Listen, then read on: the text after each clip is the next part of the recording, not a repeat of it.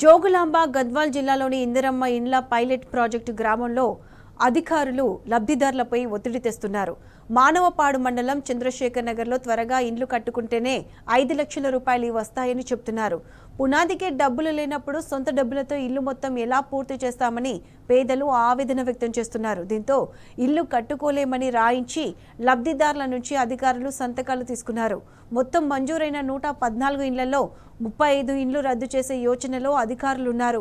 గతంలో పేదల పరిస్థితి తెలిసిన కేసీఆర్ ప్రభుత్వమే డబుల్ బెడ్రూమ్ ఇండ్లు కట్టించి ఇచ్చేలా పథకం రూపొందించారు.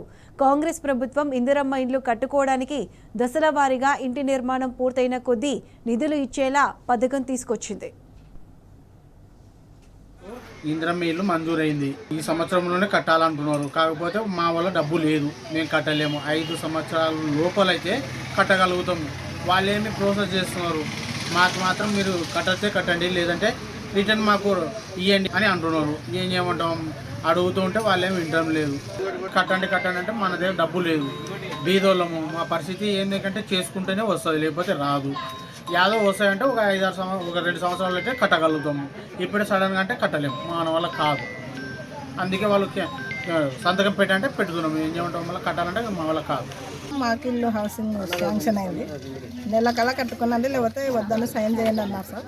మేము అంత తొందరగా అంటే కట్టుకోలేము, మాకు డబ్బు అడ్జస్ట్మెంట్ చేసుకోవాలి కదా సార్. మేము అందుకే టైం ఇవ్వండి అని అడుగుతున్నాం.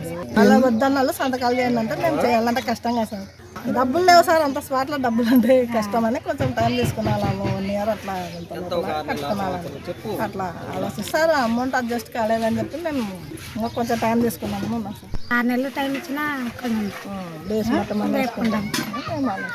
లేదు సార్. సైన్ చేయండి, వద్దనుకుంటే సైన్ చేయండి అని అంటున్నారు. ఎట్లా చేస్తాం సార్, కావాలనే కదా మేము పెట్టుకోవాలి, పెట్టుకేంది. కానీ అంత ఇంత టైం ఇస్తే కట్టుకుంటాము.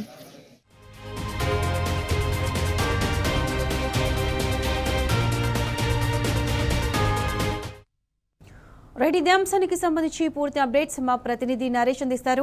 నరేష్, చెప్పండి, మొత్తం మంజూరైన 114 ఇళ్లలో 35 ఇండ్లు రద్దు చేసే యోచనలో అధికారులు ఉన్నట్లు తెలుస్తుంది. దీనివల్ల మళ్ళీ పేద ప్రజలకు అన్యాయం జరిగినట్టే అని తెలుస్తుంది. దీనికి సంబంధించి పూర్తి అప్డేట్స్ ఏంటి?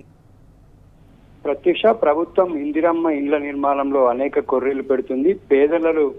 పేదలకు ఇండ్ల మంజూరు పత్రాలు అందించి తిరిగి వాటిని వెనక్కి తీసుకునేటటువంటి విధంగా అధికారులు ప్రవర్తిస్తున్నారు. ఇప్పటికే రాష్ట్ర ప్రభుత్వము ఇందిరమ్మ ఇండ్లను ప్రతి మండలంలో ఒక గ్రామాన్ని పైలట్ విలేజ్ గా తీసుకొని అక్కడ అన్ని రకాల పథకాలను అమలు చేసేందుకు అక్కడ గ్రామాలను ఎంపిక చేసింది. ఇందులో భాగంగానే మానవపాడు మండలం చంద్రశేఖర్ నగర్ గ్రామంలో కూడా 114 మందికి ఇందిరమ్మ ఇండ్లను మంజూరు చేసింది. అయితే అధికారులు గత కొన్ని రోజులుగా కూడా ఆ గ్రామంలో పర్యటిస్తూ సాధ్యమైనంత తొందరగా ఇంటి నిర్మాణం చేపట్టాలని చెప్పి లబ్ధిదారులపై ఒత్తిడి తీసుకొని వస్తున్నారు.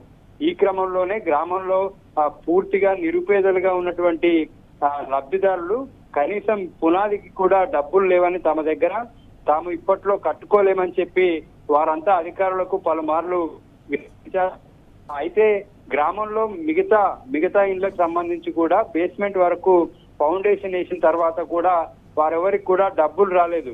ఇటువంటి సందర్భంలో మేము బేస్మెంట్ వరకు కట్టాలన్నా కూడా మా దగ్గర చిల్లి గవ్వలేదు, రోజువారీ కూలి చేసుకొని బతికేటటువంటి వాళ్ళము ఇంత వేగంగా టైం బాండ్ పెట్టి ఇల్లు నిర్మాణం చేయాలంటే మా తోటి కాదని చెప్పి పేదలంతా కూడా అధికారులకు పలుమార్లు విన్నవించారు. అయినప్పటికీ కూడా అధికారులు వీరి మీద ఒత్తిడి తీసుకొని వస్తున్నారు. గత కొన్ని రోజులుగా గ్రామంలో పర్యటిస్తూ సాధ్యమైనంత తొందరగా కేవలం 1 నెల రోజుల టైం బాండ్ పెట్టి ఇంటి నిర్మాణాన్ని పూర్తి చేయాలని చెప్పి వారందరికి కూడా చెప్పారు. అయితే వీరు పేదలంతా కూడా తాము నిర్మాణం చేపట్టలేము, 1 సంవత్సర కాలమన్నా పడుతుంది, రోజువారీ కూలి చేసుకునేటటువంటి బతికే వాళ్ళము ఇంత వేగంగా కట్టలేమని వారు తమ ఆవేదన వ్యక్తం చేస్తున్నారు. ప్రభుత్వం ఇందిరమ్మ ఇళ్ల పథకాన్ని ప్రతిష్టాత్మకంగా తీసుకుంది. అయినప్పటికీ క్షేత్రస్థాయిలో వాటి అమలు తీరుకు మాత్రం అనేక రకాల అడ్డంకులు వస్తున్నాయి. అనేక కొర్రీలు పెడుతూ ఆ ఇండ్లకు సంబంధించి ముందుకు వెళ్లకుండా ప్రభుత్వం అనేక కొర్రీలు పెడుతుంది. ఇచ్చేటటువంటి 5 లక్షల్ని 3-4 విడతల్లో ప్రభుత్వం ఇస్తుంది. బేస్మెంట్ వరకు ఒకసారి, పిల్లర్లు ఒకసారి, స్లాబ్ పడేటప్పుడు ఒకసారి, ఇలా 3-4 విడతల్లో పేమెంట్లు చేయాలని చెప్పి ఇందిరమ్మ పథకంలో రూల్స్ నిర్ణయించారు. కానీ క్షేత్రస్థాయిలో అటువంటి పరిస్థితి కనిపించట్లేదు. ఈ మానవపాడు మండలం చంద్రశేఖర్ నగర్ లో ఉన్నటువంటి ఈ 35 మంది లబ్ధిదారులు కూడా అందరూ కూడా పూరి గుడిసెల్లో ఉంటున్నారు. వారి ఆర్థిక పరిస్థితిని అంచనా వేయకుండా, వారి ఆర్థిక స్థితిగతులను స్టడీ చేయకుండా అధికారులు వారి మీద ఒత్తిడి తీసుకొస్తున్నారు. ఒత్తిడి తీసుకురావడమే కాకుండా తాము ఇంటి నిర్మాణం చేయలేమని చెప్పి వారితోనే సంతకాలు చేయించి ఆ పత్రాలను గ్రామానికి పంచాయతీ సెక్రటరీ ఎంపీడీఓ ఆఫీస్ లో సబ్మిట్ చేశారు. అయితే అధికారుల ఒత్తిడితోనే వారు ఇళ్ల నిర్మాణం చేపట్టలేమని చెప్పారు. కానీ సొంతంగా వాళ్ళే మేము ఇళ్ల నిర్మాణం చేయలేమని చెప్పి